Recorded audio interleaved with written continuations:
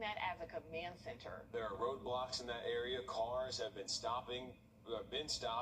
Officials ask people inside any questions, if they have any information, know anything about where Javea may be. You're Gunter Schroeder live out in Aiken County this morning with where that search is happening. And Gunter, good morning to you. We know that crews paused that search last night, but they are expected to start searching again this morning pretty soon.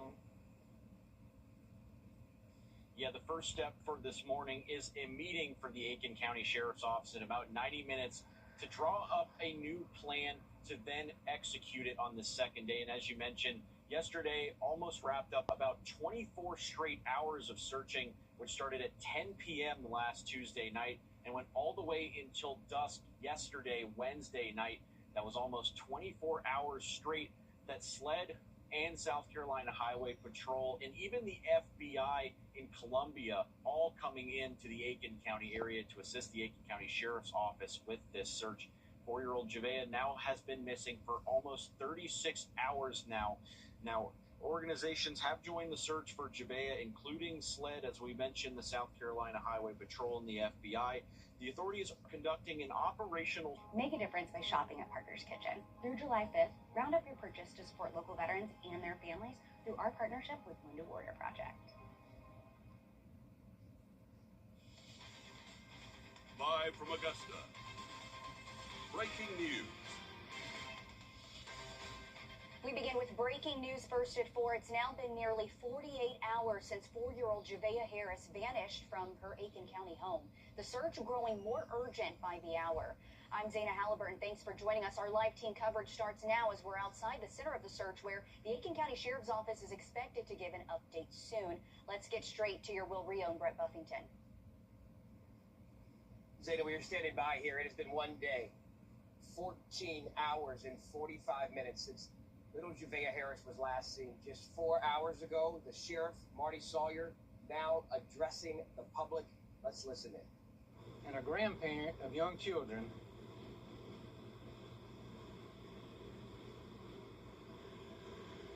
this investigation hits close to home. We know that this family is living a nightmare, and we are doing everything we can to bring Javea home. Talk about a little bit about our initial call. At approximately 8:43 p.m. Tuesday night, 911 dispatch received a call about a 4-year-old missing girl in the area of Hillsborough Street and Ridgecrest Road here in Aiken County. Deputies quickly got a detailed description of Javea. The Sheriff's Office shared her picture with the public and the media. We immediately began searching for Javea. We'll go over a few of our investigative steps. So to give you an idea of the massive efforts going into this search, law enforcement set up a roadblock in our neighborhood immediately. We've continued them roadblocks non-stop. They're still going as we speak, and will go for a few more days. Because finding Javea is the most important thing, and we believe the roadblocks may help us do that by gaining some information and maybe talking to some potential witnesses that didn't know they were witnesses. The community has been very supportive, and they're sharing information with us. We've been talking with neighbors. We've completed a grid search of more than 3,000 acres on foot. We've been supported in that by helicopters, drones, and dogs. The FBI is on scene assisting with analytical data, and they have trained personnel on the ground who specializes in investigating missing children cases. There are close to 200 law enforcement officers and first responders within this area searching for Javea to bring her home, and we are not giving up. As of today, we have digital billboards that we put up seeking the public's assistance. Here's what we ask from the citizens of Aiken County. We want to thank you for the tips that you provided us and we encourage you to continue calling us with those tips. A tip line number that you can call is 803-502-5200. Also, earlier today, we announced that we've set up a website for the public to provide surveillance video, and that's available on our Facebook page. We've gone to a lot of homes and businesses that have cameras, and we want to ensure you that we will capture any and every image that may be valuable to our investigation. We know many of you want to help. Here's what you can do. First off, pray. Be vigilant. Search your own properties anywhere that you think a small child might hide. We're not asking for the public's help with our search as of yet. We have trained personnel and assets that know the procedures to conduct logistical searches. You have Javea's picture. Share that picture far and wide. Also share our social media posts. And again, finally, please pray for Wrdw. Pray for her family. Pray for each law enforcement officer that's out here in this heat, working tirelessly to find her. And pray for our entire community. I'm going to take a few questions, but please keep in mind, we are not able to share every detail, and we may not have the answer to every question you have right now. Any questions? I know the searches in this area specifically, I know a lot of the search is right here. I'm wondering why that is and if you think that she's still in this area. Well, the reason it's here is because the area she left from, and there's no other details to tell us that Wrdw went anywhere else other than here. This morning you guys said the parents and family have been cooperative, but are there any details pointing whether this is a custody-related situation involving the parents, or did she just wander away on her own? Well, right now the information we have is that she wandered away on her own. How has the heat and humidity the past 2 days impacted the surge? Well, as you can see, a couple of these guys are pouring sweat. It's hot. We're keeping them hydrated. But our primary focus is bringing Wrdw home. It don't matter how hot it is. We're here till we do that. Sheriff, you just said you covered 2,000, 3,000 acres in your search. Are you asking the question now, it's a broad area, you have not found her, what is next in this case? Is there ongoing investigation running secondary to the search? Well, this is still a search effort. Obviously, we have FBI and SLED and some of our investigators following up on other questions and other leads, but we have nothing right now that takes us away from a search in this area. Have you already gotten videos or photos from the public on that tip line? Ask me again. Have you already gotten any photos or videos through that tip line? As far as the tip line goes, I don't know. I didn't check on that. We've got plenty of video and some tips, though. Why no Amber in this situation? There's requirements, specific requirements through SLED that you have to meet for an Amber Alert. You have to know they've been abducted. You have to have a suspect or a vehicle. We have none of that. This is a missing child case as of right now. Okay, quick question. Personally, as a part of this community, I know so many people out here searching our parents, their uncles, their cousins, children. What is this like personally as you're out here looking for this 4-year-old? She's tiny. Most everybody out here searching has children. Some have grandchildren. And whether they do or they don't, our job is to protect the citizens of this county. Young, middle-aged, old, and we're not giving up until we have answers, until we bring Wrdw home. So, I'm asking for patience and understanding. Our priority, as I've already said, is to find Wrdw and bring her home to her family and to this community. As with other similar investigations, we cannot release every detail that we know. There's a lot of questions. lot of rumors about Javea's disappearance. Please only share the information that the sheriff's departments provide, because that's the most accurate and up-to-date information. Sharing misinformation could negatively affect our investigation. Don't be responsible for directing our focus away from where it needs to be, which is bringing Javea home. We all want to find Javea and bring her back to her family and our community. Thank you.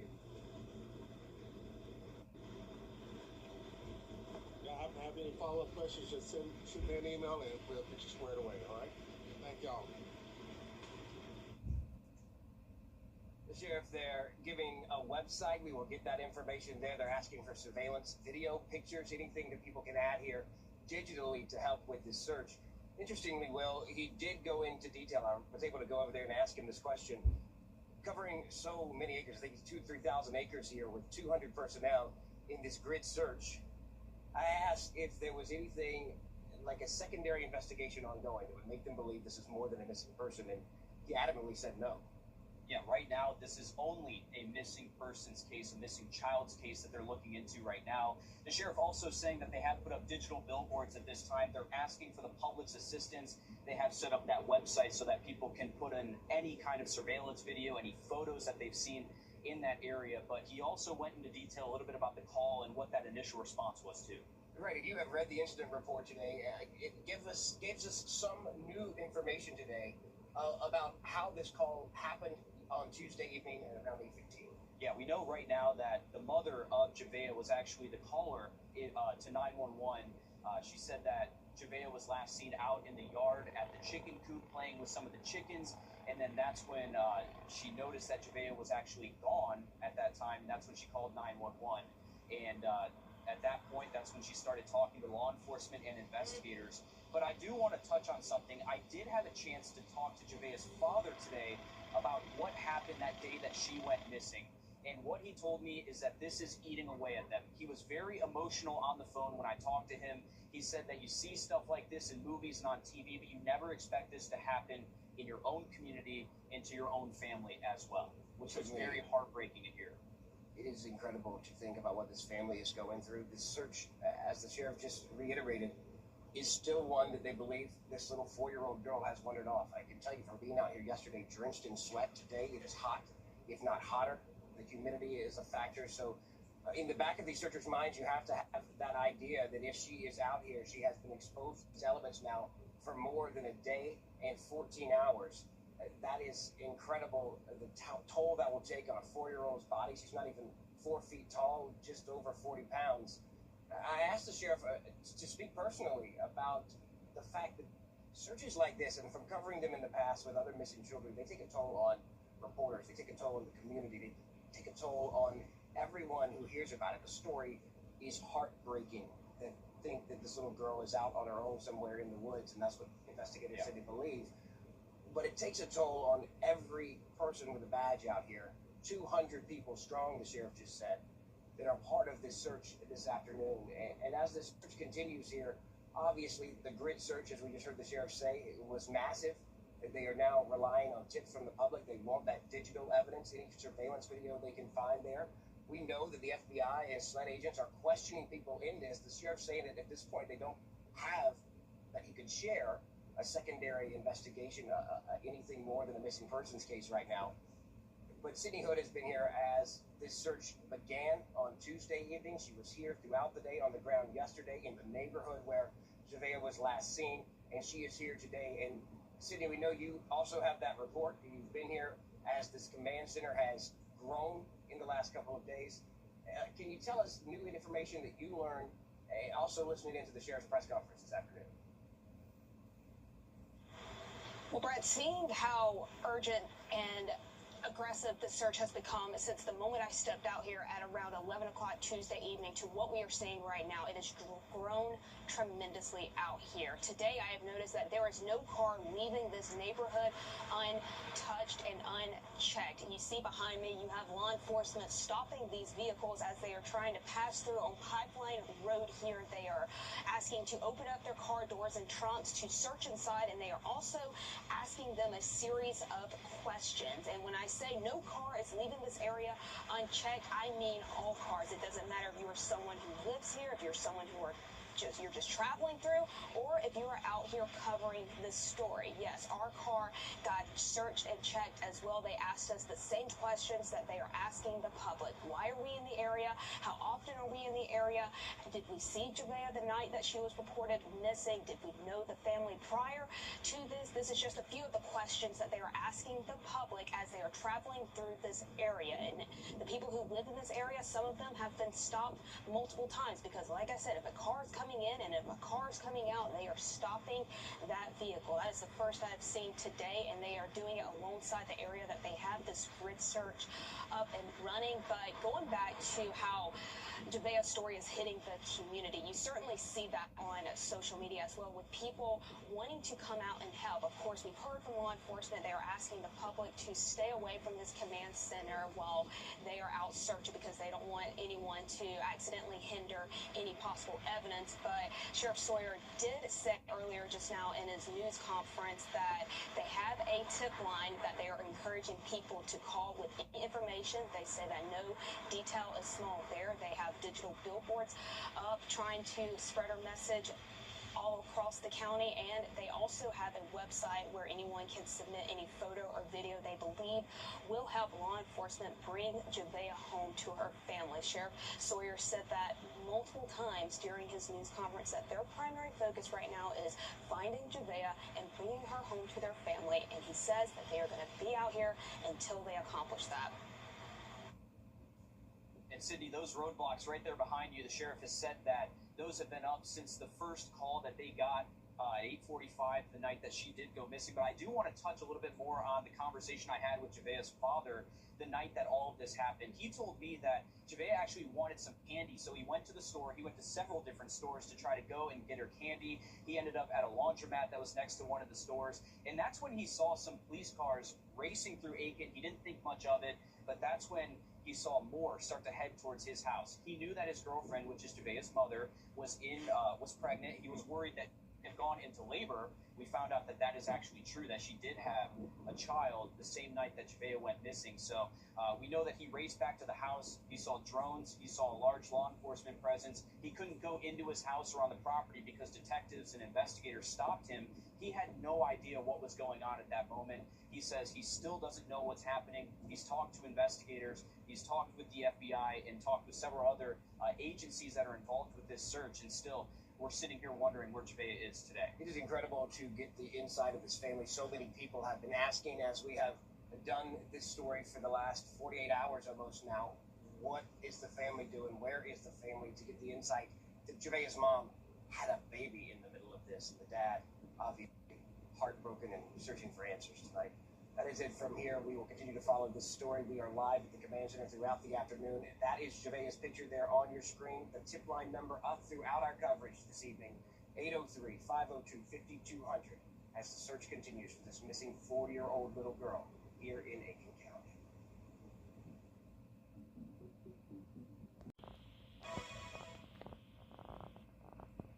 Well, you can kick off your 4th of July festivities early at Flavor Street Festival tomorrow. The West Augusta 6 Peter Foundation will host it at the square from 4 to 8 p.m. There will be seafood, soul food, as well as a live petting zoo, live music, and more. And the best part, it is free to attend. Looking at our temperatures tomorrow, we're going to be in the upper 90s, and again, we have that to attend. Looking at our temperatures tomorrow, we're going to be in the upper 90s, and again, we have that heat advisory out until about 8 p.m. for most of the CSRA. It doesn't matter if you're in that heat advisory or not, it's going to be hot all across our area. As we get into Saturday, actual temperature of 99. We'll definitely feel like the triple digits throughout the weekend. Rain chances will pick up a little bit, though, for the start of the work week next week. Monday afternoon, evening time, same for Tuesday. For the later part of our day, we could see a few of those hit or miss showers. I'll have more on your forecast coming up. Now, live from Augusta, breaking news. We're continuing to follow breaking news first at 4. It's now been nearly 48 hours since 4-year-old Javea Harris vanished from her home in Aiken County. The search growing more urgent by the hour. We're going to send things out to our live team coverage with your Wrdw. Will, we know the sheriff just spoke within the last 30 minutes, giving an update on that search. Yeah, that's right, Zana. Again, just in the last 30 minutes, we heard from Aiken County Sheriff Marty Sawyer on an update in the search for 4-year-old Javea Harris here, and he's just saying he wants the community to pray. The support has been immense from this community. There have been tips that have been submitted. There's now a new tip line and a website that you can actually submit photos or videos, any kind of ring camera video that you may have that could lead to finding Javea Harris. And we will have that on our website. That's wrdw.com. Again, there's also that tip line that you see at the bottom of your screen, 803-502-5200. If you have any information, too little is not, you can submit any kind of information that you may have. But again, we heard from Sheriff Sawyer that he says that they're now putting up billboards, digital billboards, for any kind of information that people may have for 4-year-old Harris. We also heard that he said that he wants volunteers and the public to stay away at this moment because he has specialized team. There's about 200 law enforcement personnel who are on the ground here in this heat searching for Harris right now. They've been doing that for 2 days here, and the search has only grown more urgent as time is ticking away. Now, we did have a chance to hear more from Sawyer. He says that this is still a missing persons case, a missing child's case at this time. They have no reason to believe that Javea Harris has left the area. So again, that's why they have those roadblocks in this spot to make sure that they are questioning every single person. And one person who has been on the ground for the last 2 days, that is your Sydney Hood. And I'll toss things over to her. And Sydney, what have you seen out here the last 2 days, and how have things maybe shifted in the last 24 hours from the first day of this search? I've seen these roadblocks take longer. What I mean by that, the first night I was out here, deputies were just looking inside cars with flashlights and letting people go. But as you can see behind me, we've got a couple of cars lined up, but all day long I've watched cars line up here on Pipeline Road beside Bethel Baptist Church where the staging area is at. But you have deputies with clipboards questioning people in these cars. No car is leaving or coming in unchecked. They are asking questions like, what are people doing in the area? How often are they in the area? Do they live around here? Did they see Javea before she went missing? Did they see her the day she went missing? Did they know Javea or her family? Those are just a couple of the questions that are being asked by people. When I say no car is leaving this area unchecked, I mean no car is leaving. Our cars are getting checked and questioned as we go into the neighborhood, driving around trying to see what we can find out from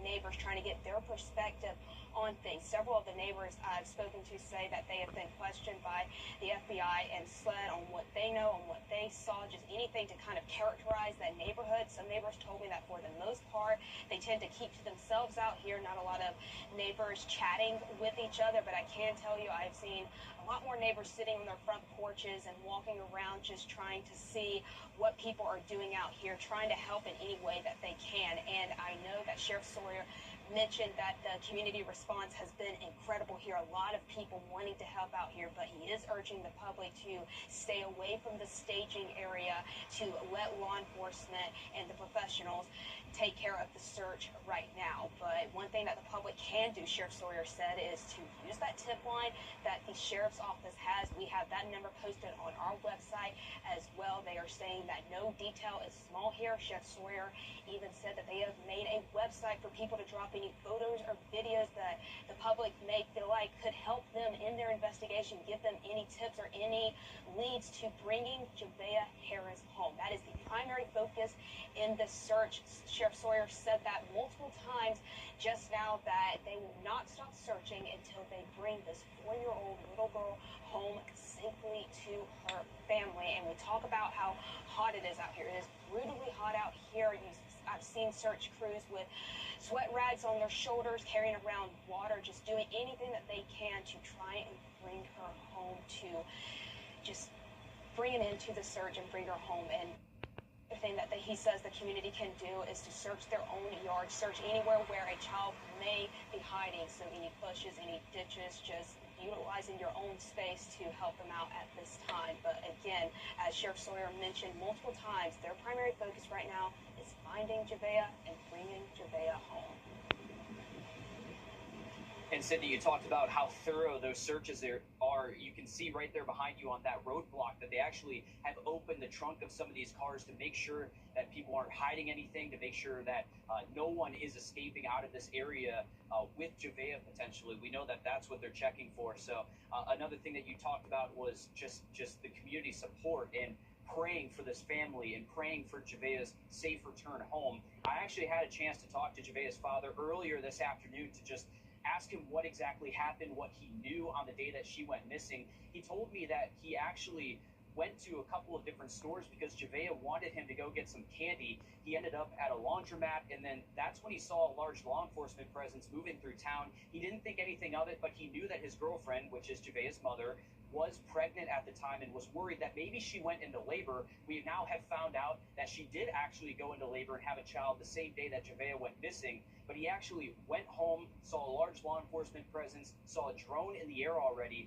said he couldn't go to the house or be in that area. He was questioned by detectives and investigators there on scene, but he says they have no idea what happened. We know that Javea's mother was actually the one who called 911 the night that she went missing. The last thing we know is that Javea was actually outside by the chicken coop playing with some of the chickens, and that was the last time that she was seen. And now we're seeing these missing persons flyers all over town in this community.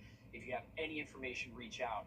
They said that they are just absolutely torn up. Javea's father actually got emotional with me over the phone, saying that you hear about things like this in the movies or on TV, but you never expect it to hit so close to home, and especially to your own family here. So this is a very tight-knit community. We've seen so many people reach out to the sheriff's office wanting to offer support and offer any help that they can, but they say the best thing that you can do is stay away from this area as investigators continue to comb this area.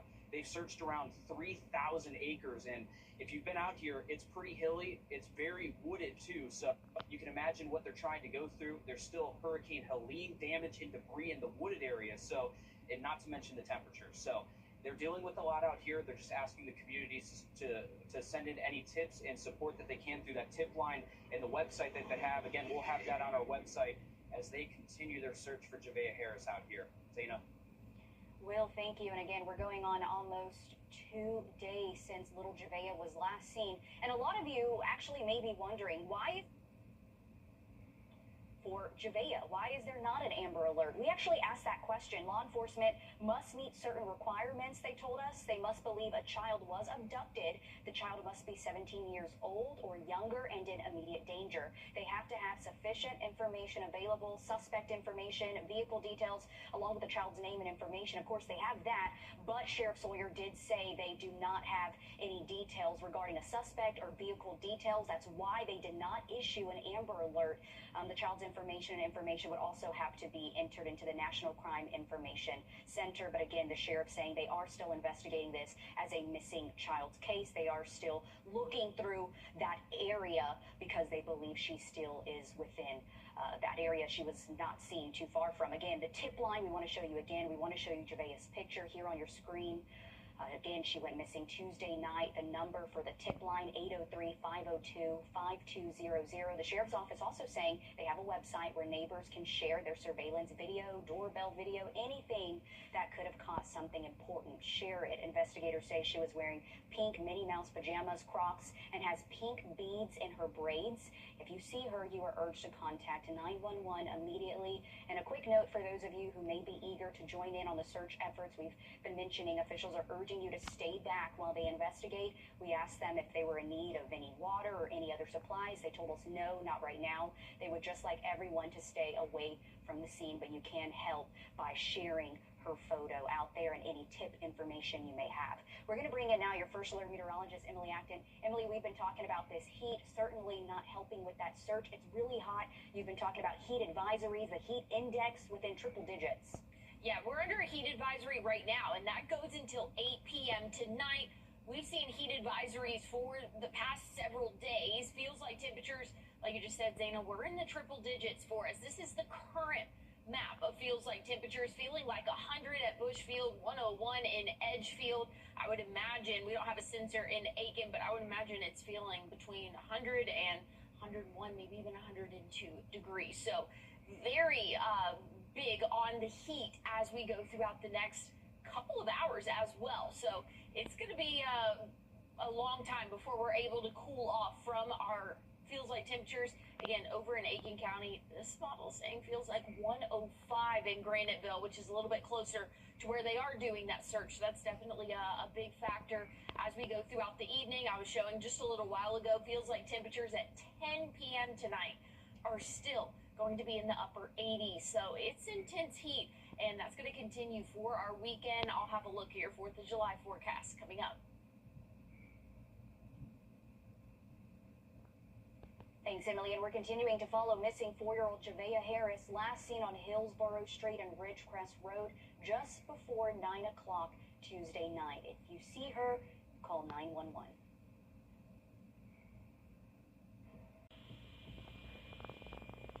Now, your First Alert weather with meteorologist Emily Acton.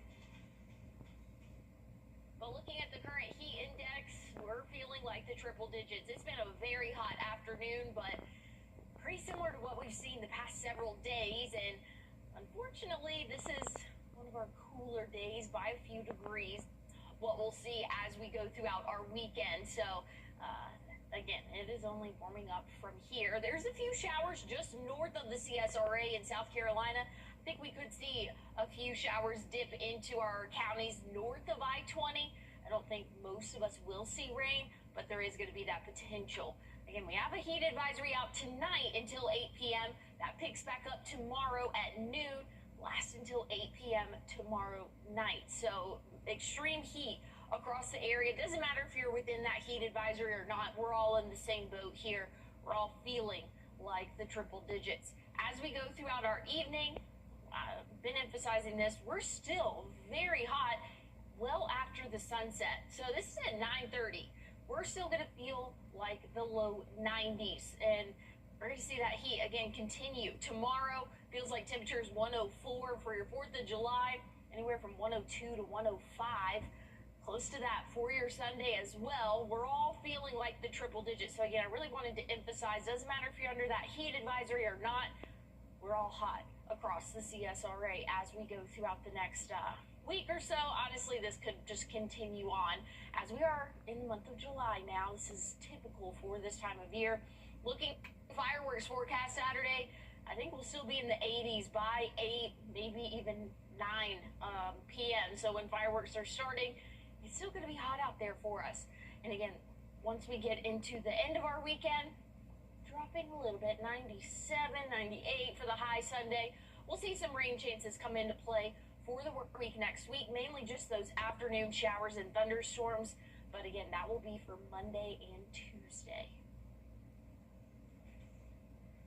Marshal's office says it's seeing a bigger need for relief from this dangerous heat, and the community is answering. The annual summer fan drive just passed last year's total. This year, the Marshal's office has collected around 115 fans, up from about 90 last summer. They even extended the drive after more churches, businesses, and community groups stepped up to donate. Those fans go straight to seniors, low-income families, and people with serious medical needs, many living without central air or who keep the AC off to save money. This year, I noticed that the humidity has been higher, the heat index has been higher, and with that said, we know that research shows us that the elderly and seniors are less likely to run their AC during the summer months because they're trying to save their budgets because they are on fixed budgets and low income. And so it is definitely important to get these fans to them because we do not want them overheating in their homes.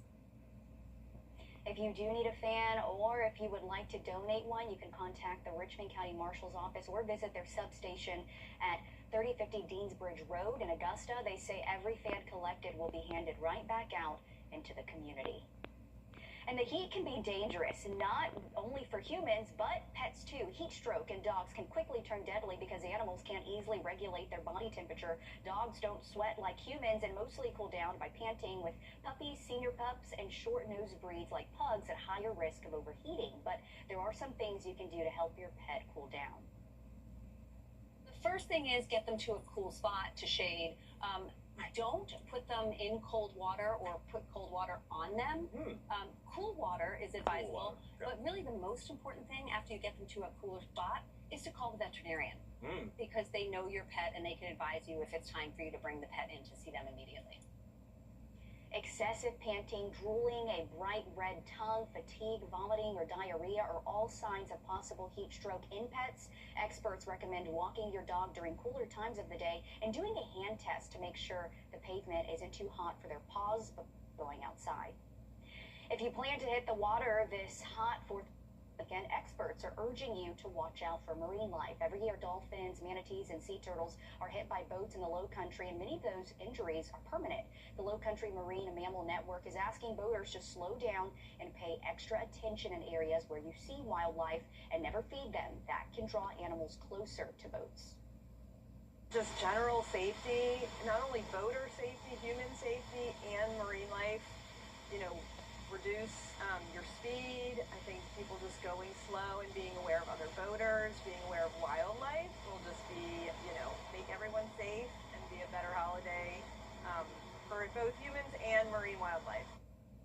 Federal law requires boaters to stay at least 150 feet away from dolphins, manatees, and sea turtles to give everyone space to share the water safely. Before we go to break, we want to show you missing 4-year-old Javea Harris again. She was last seen on Hillsborough Street and Ridgecrest Road just before 9 o'clock Tuesday night. If you see her, call 911. We'll have the latest on the search coming up.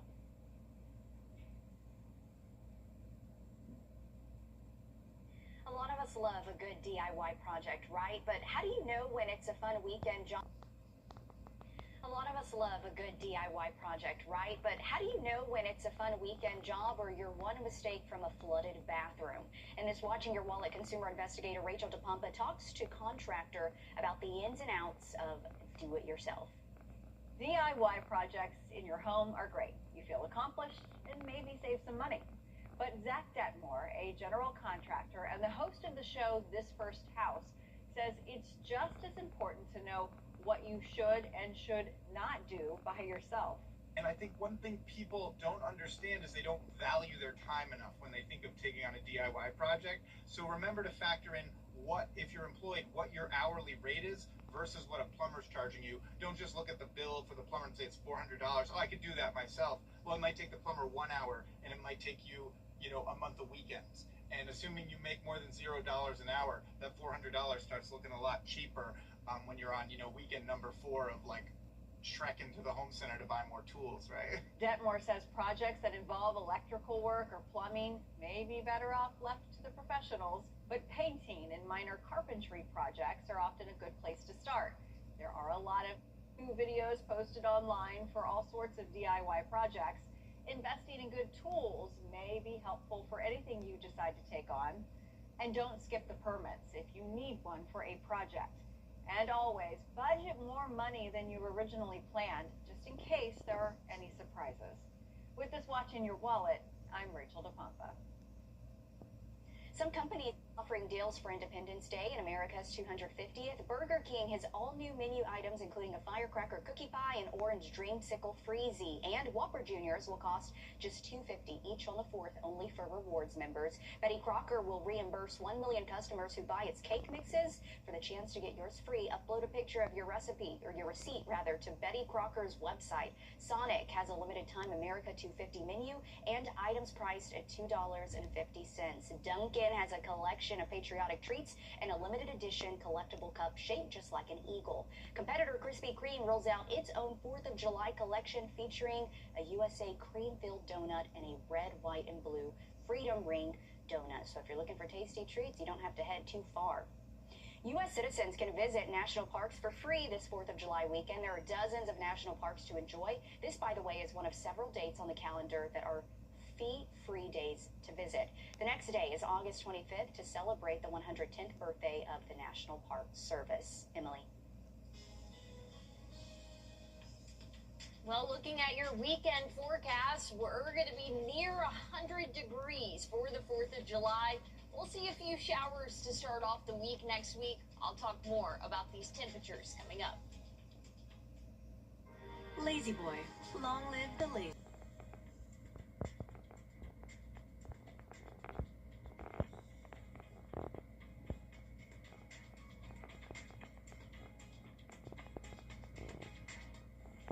Well, if you have any outdoor plans over the next couple of days, hopefully it involves the pool. We are seeing those temperatures continue to climb throughout the work week, and that will continue for our weekend as well. High temperatures tomorrow, mid and upper 90s, plenty of sunshine, so it is nice weather if you do have a way to cool off. But that's going to be the key here as we go throughout the next 7 days. For the 4th of July, right around 99, maybe even 100 in spots.